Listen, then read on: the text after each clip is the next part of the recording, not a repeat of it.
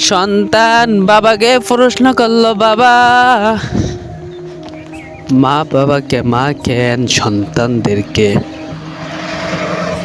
কোলে নেয়, আর বাবা কেন সন্তানদেরকে কাঁধে নেয়?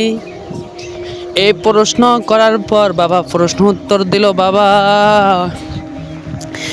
মা যতটুকু শিখেছে, যতটুকু দেখেছে, তার সন্তানও যেন ততটুকু শিখে, ততটুকু দেখে।